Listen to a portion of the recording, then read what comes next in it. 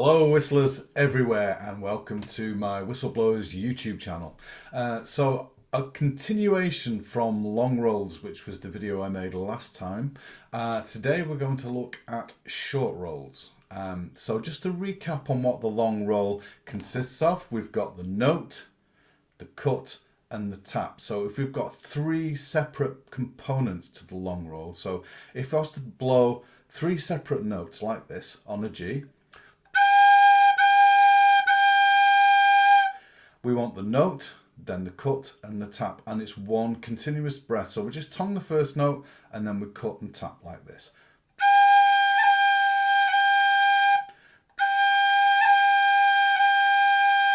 So the short roll, we cut immediately and then tap afterwards. So whilst the long roll consists of the note, the cut, the tap, and takes up the same space as three quavers or 3/8 notes, the short roll takes up the space of a quarter note or a crotchet and is only 2 quavers or 1/8 notes long. And so whilst long roll, note, cut, tap, short roll is just cut and tap.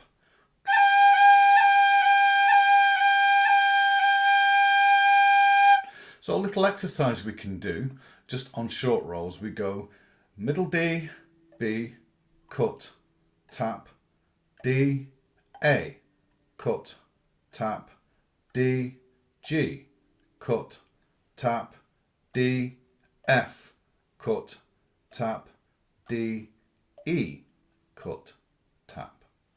And it sounds like this.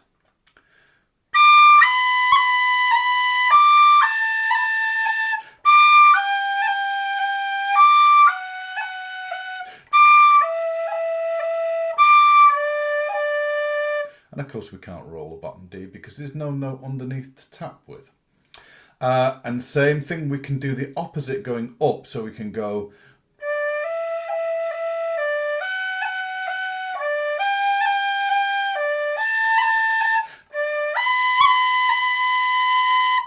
and in the upper register,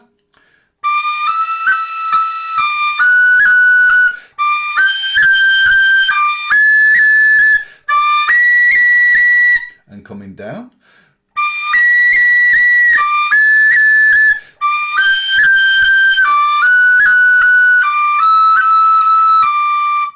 and then going high to low.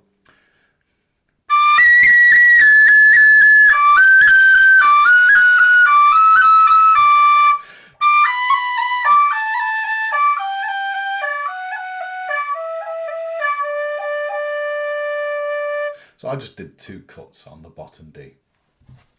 So short rolls only take up, as I said before, the space of 2/8 notes or a quarter note or a crotchet if you're here in the UK. And the long roll, as I said, takes up the space of a dotted quarter note or 3/8 notes or 3 quavers. So again, it's all about keeping your fingers soft and cutting and tapping lightly and gently. So what you've got to try and do with the tap is kind of bounce your fingers off the hole, because if you imagine a straight line, which is the note, the cut is a little blip and the tap is a little blip below. So straight line, cut, tap, like that. So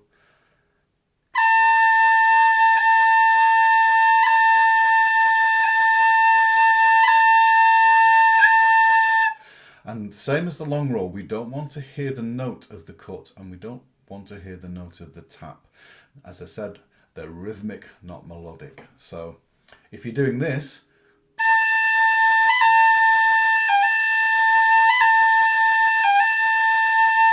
it's not really what we want to hear. As I said, interruptions to the longer note. So we're going,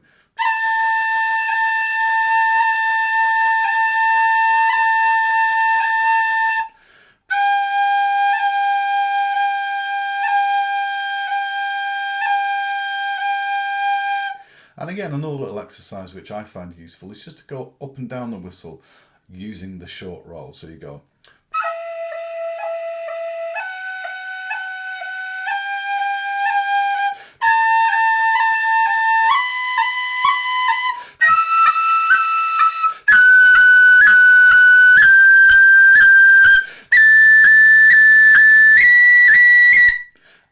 on, and you can go back down again as well.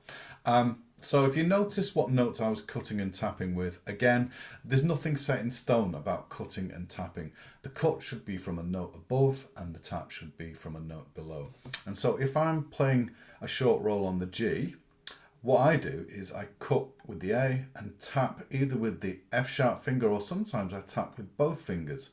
As I said, it matters not which finger you're tapping with, it's the effect, it's the rhythmic effect. So if I'm doing now a G short roll, sorry,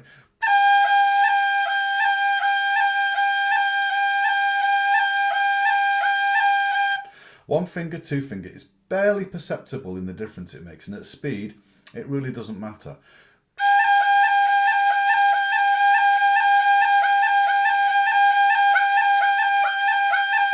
So it's about the lightness and the speed of which you're bouncing those fingers off to get an accurate tap.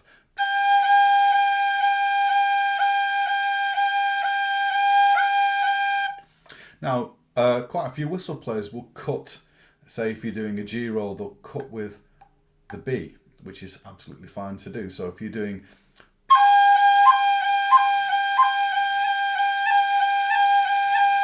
and again, start with the B cut.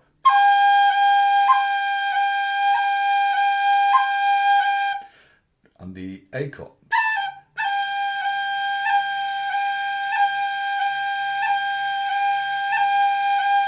So they both work and they're both absolutely fine to use. Experiment a bit, find which is going to be the most helpful for you to use, and try them out, see which one you feel is more comfortable for you. As I said, different whistle players have slightly different techniques and use different techniques from their own repertoire, and it's perfectly acceptable, as I said, to use whichever techniques works best for you, but the actual ornament itself, the rhythm should remain the same. So cut, tap, cut, tap, cut, tap. Now if I use a well-known tune called let's say the Dunmore Lasses, it starts off with long roll. So I've got two long rolls.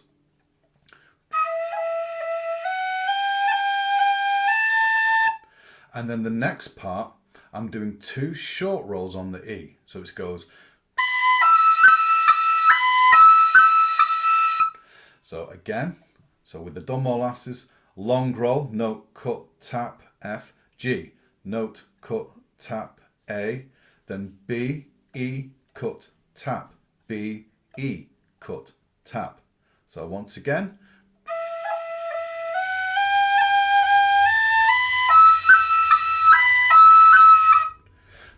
And those two short rolls at the top.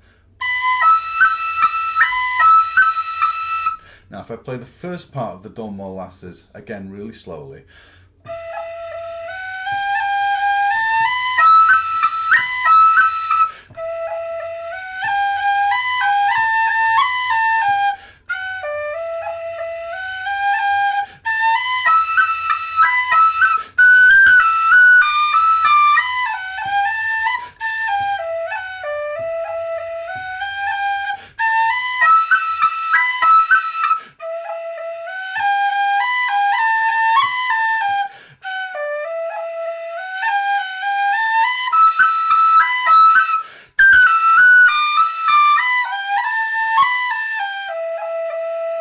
So there was a mixture there of long rolls and short rolls, and you'll find that a lot of tunes that you're going to be playing will require a mixture of long and short rolls depending on the length of the note, the duration of the note, and also how you can fit that ornament into the actual tune itself.